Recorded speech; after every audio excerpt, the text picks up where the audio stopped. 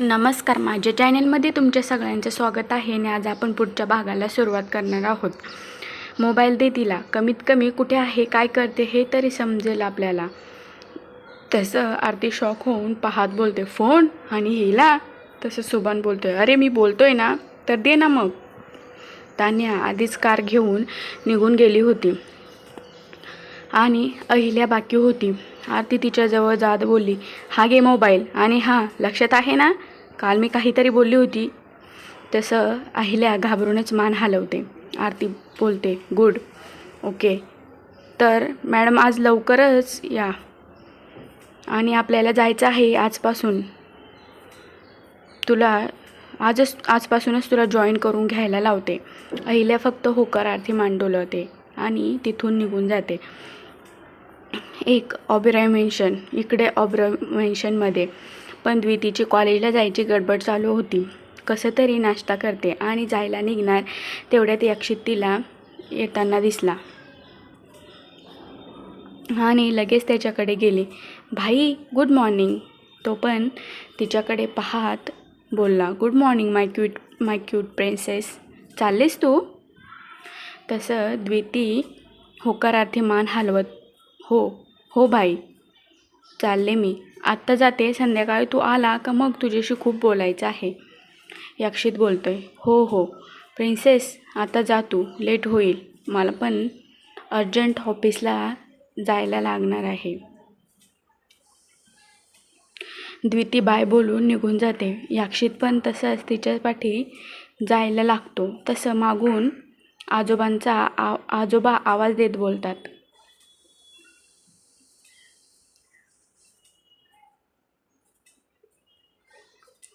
बेटा यक्षित, नाश्ता तरी कर.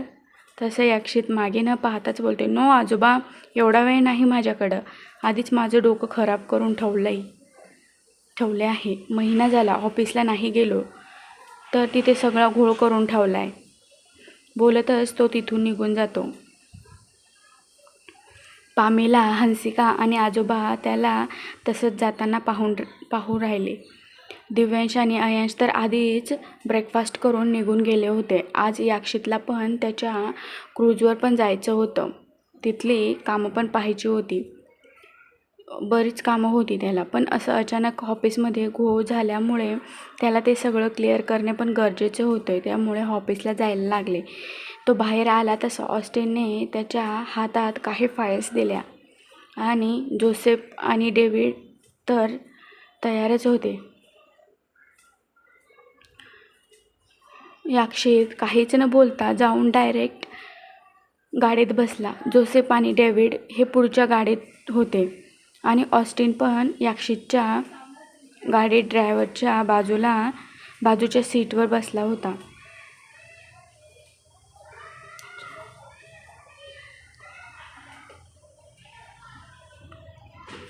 त्यांना लवकरात लवकर ऑफिसचं काम निपटवून एका ठिकाणी डील पण पक्की करायला जायची होती, म्हणून ते खूप गडबडीत होते.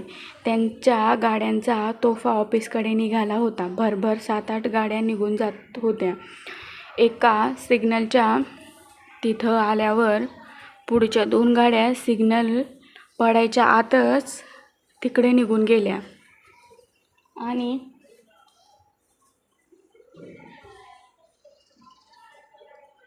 आणि यक्षितची गाडी मात्र सिग्नल पडणार होते ते पाहून ड्रायव्हरला वाटले का एक सेकंदात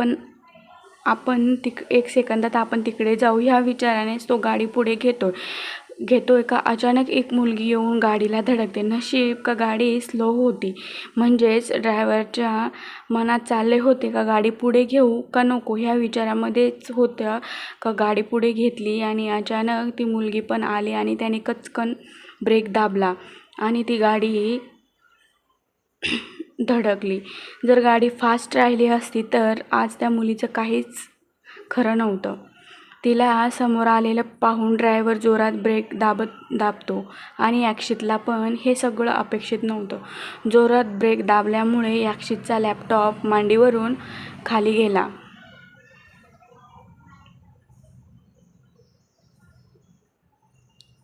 तो पण गडबडला होता. तो गॉगल ठीक करत समोर पाहत बोलतोय, यू रास्कल. त्याने तर जवळजवळ 5-6 शिव्या देऊनच टाकल्या. त्याच्या तोंडून खूप साऱ्या शिव्या निघणार होत्या. पण का अचानक पुढे लक्ष गेलं तर एक मुलगी गाडी आपल्याला ठोकेल या भीतीने चेहरा खाली करत दोन्ही हात समोर करून वाचवा ह्या ॲक्शनमध्ये उभी होती. तिचे दोन्ही हात समोर होते म्हणून तिचा चेहरा काही दिसला नव्हता. याक्षित भडकल्यामुळे ड्रायव्हर लगेच पुढे इशारा करत बोलतो, सॉरी सॉरी सॉरी बॉस. पण ती मुलगी तो एवढाच बोलतोय का ऑस्टिन त्या मुलीला भांडत बोलतोय, अरे हिला पण आपल्याच गाडीच्या खाली यायचं होतं का.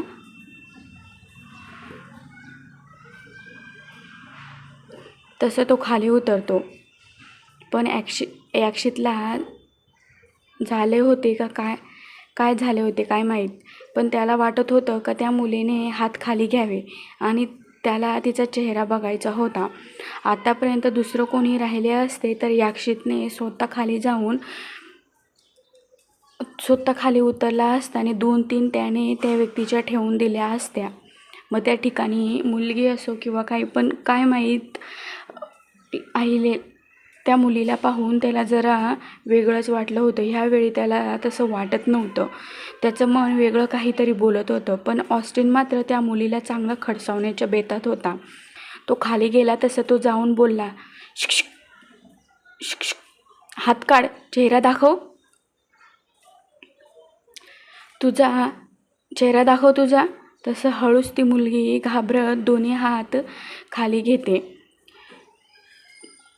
आणि इकडं याक्षितला पण असं झाले होते का केव्हा तिचा चेहरा पाहावा. तो पण एकटक तिकडेच पाहत होता. ती हात खाली घेत होती तसं तिचा नाजूक सुंदर गोरा चेहरा हळूहळू दिसायला लागला.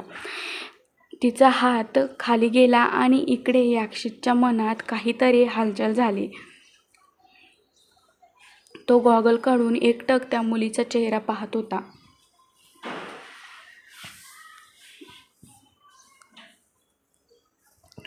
काय माहीत, पण पाहता क्षणी तो चेहरा त्याच्या मनात भरून गेला होता. इकडे ऑस्टिन भांडत होता का काय तुला मरायचं होतं तर आमची गाडी दिसली होती का. तसं ती हळूच मुसमुसत वरती पाहत बोलते, सॉरी अंकल, मला वाटले सिग्नल पडले म्हणून मी जात होती, कॉलेजला उशीर झाला असते म्हणून. ती मुलगी दुसरं कोणी नसून अहिल्या होती. अहिलेच्या तोंडून त्याच्यासाठी ऑस्टिनसाठी अंकल हा शब्द ऐकून तो तर शॉकच झाला. कारण त्याचं वय पण काही एवढं झालं नव्हतं का ती त्याला अंकल बोलेल म्हणून. कारण त्याचं वय साधारण 28 ते 29च्या दरम्यान असेल. तो याक्षितपेक्षा फक्त 1 वर्षाने मोठा होता आणि अजून तर त्याचं लग्न पण व्हायचं बाकी होतं. मग ती कोणत्या उद्देशाने त्याला अंकल बोलत होती आणि मुलगी सरळ त्याला अंकलच बोलत होती. तिचं बोलणं ऐकून तर त्याची बोलतीच बंद झाली. जोसेफ आणि डेव्हिड साधारण ते 25-26 वर्षाच्या आत होते आणि याक्षित त्यांचा बॉस होता. तो सध्या 28 वर्षाचा होता. तसं म्हणजे अहिल्याची पण चूक नव्हती, तिचं वय पण नव्हते तेवढे. तिला तर आत्ता 17वा लागला होता. अजून तर 18 पण कंप्लीट व्हायला 1 वर्ष बाकी होती. ऑस्टिनने तिचं बोलणं ऐकून तिला बोलला, काय बोलली तू अंकल. मी काय तुला अंकल दिसतोय का. मी काय तुझा अंकल आहे का. तसं आईला अजून जास्त घाबरली. तिच्या डोळ्यात तर पाणीच आले होते. ती परत बोलली, सॉरी काका, परत नाही होणार. तसं आता ऑस्टिन अजूनच जास्त भडकला. आता तर अंकलवरून सर्व काकावरती आली होती ती. अगं ये बाई, अजून माझं लग्न नाही झाले आणि तुम्हाला काका म्हणतेस. तो बराच वेळ तिच्याशी वाद घालत बसला. तसं याक्षितने फोन केला त्याला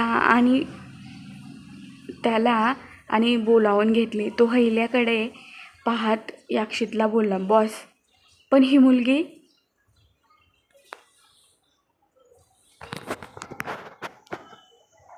तसं याक्षित बोलला, चल सोड तिला, उशीर होतोय आपल्याला. त्याचं बोलणं ऐकून ऑस्टिन तर चकित झाला होता, कारण याक्षित असा होता का त्याच्या कामात अडथळा आणणाऱ्याला कधीच सोडत नव्हता. त्याचा 1 मिनिट पण वाया घालवला तर तो त्या व्यक्तीकडून वसूल केल्याशिवाय सोडायचा नाही.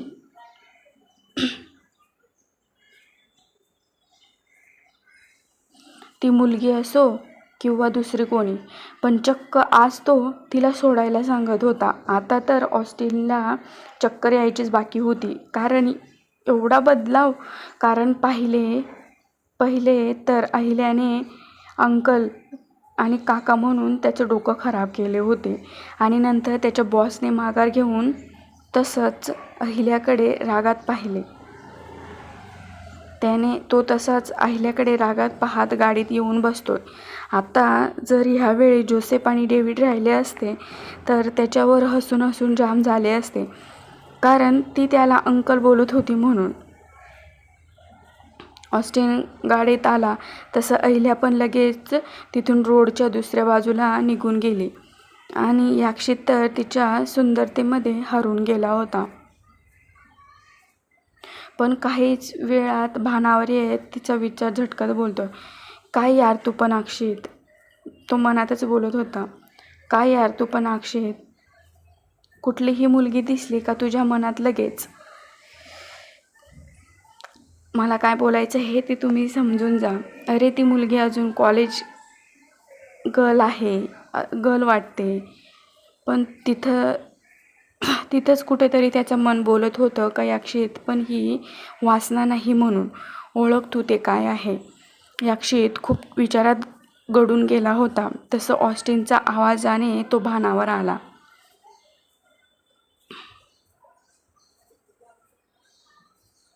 ऑस्टिन बोलत होता का बॉस उतरा, चला ऑफिस आलाय म्हणून. ऑस्टिनच्या बोलण्यावर भानावर येत याक्षित मनातच बोलतोय, याक्षित सोड. मध्ये रस्त्यात भेटलेल्या मुलीचा काय तू एवढा विचार करतोयस. सोड, तशा 1000 मुलीसोबत तू रोज खेळतोस. तो मनातच बोलतो आणि गाडीतून उतरून लिफ्टकडे जातोय. तो आता ऑबेरॉय इंडस्ट्रीमध्ये आला होता.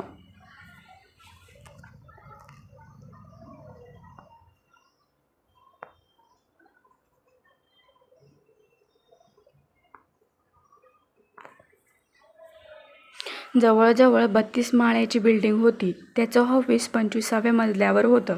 तो लिफ्टकडे जातोय. त्याच्या मागून ऑस्टिन, जोसेफ आणि डेव्हिड पण येतात. 25व्या मजल्यावर 25वा मजला हा पूर्ण त्याचा होता. तिथं कोणाचीही कॅबिन नव्हती.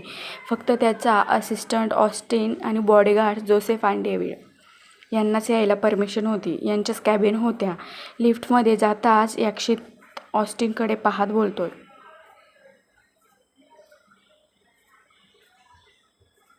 सगळं रेडी आहे ना. ऑस्टिन होकार देत बोलतो, येस बॉस. मी मॅनेजर इशिताला सांगून सगळं सेट करून ठेवायला सांगितलं. याक्षित त्याच्याकडे पाहत बोलतो, ओके गुड.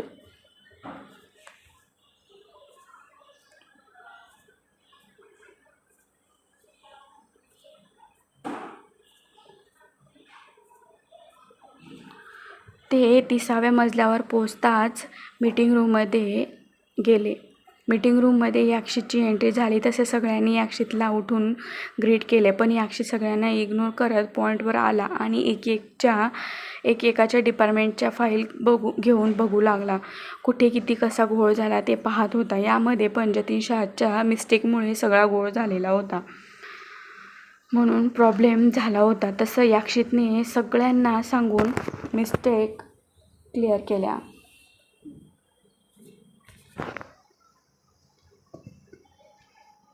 ते सगळे मॅनेजर इशिताच्या अंडरमध्ये होते. ते येऊन इशिताला रिपोर्ट करायचे. मग इशिता ही ऑस्टिनची परमिशन घेऊन याक्षितला रिपोर्ट करायची.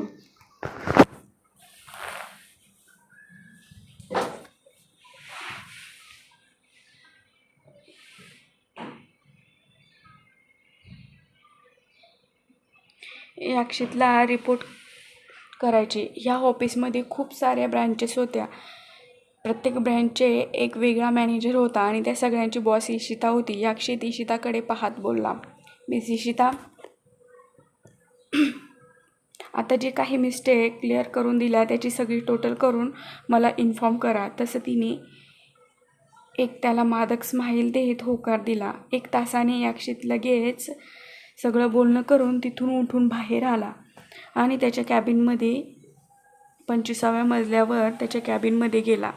ऑस्टिन आणि जोसेफ डेव्हिड पण त्याच्या कामात बिझी होते. याक्षित कॅबिनमध्ये येऊन बसला तसं त्याच्या डोळ्यासमोर परत सकाळचा दृश्य आला आणि तो अहिल्यामध्ये हरवून गेला. माहीत नाही का पण तिला परत एकदा पाहावं तिला असं वाटत होतं. याक्षितच्या मनात आधी कधीच आले नव्हते, कारण तो मुलींना तेव्हाच पाहायचा जेव्हा त्याला शारीरिक भूक असेल. पण आज त्या मुलीला पाहून त्याला वाटत होतं का परत पाहावा. काहीतरी खास होतं तिच्यामध्ये. तो अहिल्याच्या विचारामध्ये हरवला होता का तेवढ्यात कॅबिनचा डोर नॉक व्हायचा आवाज येतो आणि तो ते विचार झटकून भानावर आला. समोर पाहिले तर समोरच इशिता स्माईल करत उभी होती. तसं त्याने तिला आतमध्ये यायचा इशारा केला.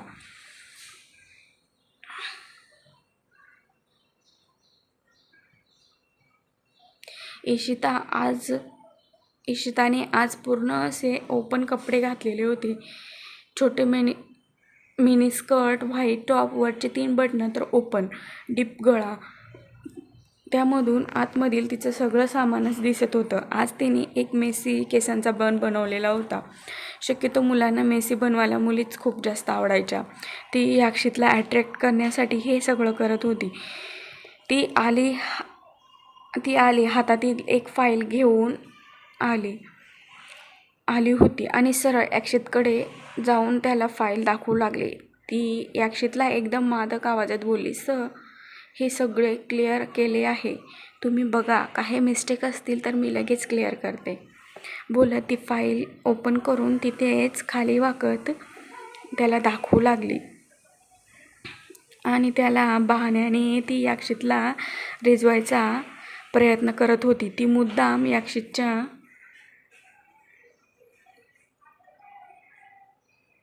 नजरेस पडेल असं काही करत होती. पण याक्षितला तिचं वागणं काही सहन होत नव्हतं, कारण आधीच तो अहिल्यामुळे परेशान झाला होता आणि आता त्यामध्ये इशिता त्याच्याशी असं वागत होती.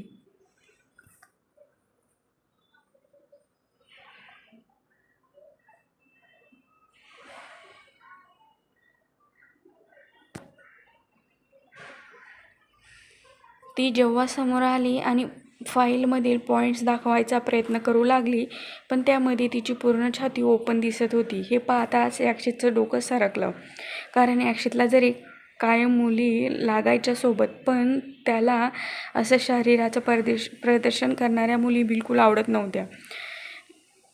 हा भाग तुम्हाला कसा वाटला कॉमेंट करून नक्की सांगा. माझ्या चॅनलला सबस्क्राईब नक्की करा. थँक्यू. धन्यवाद.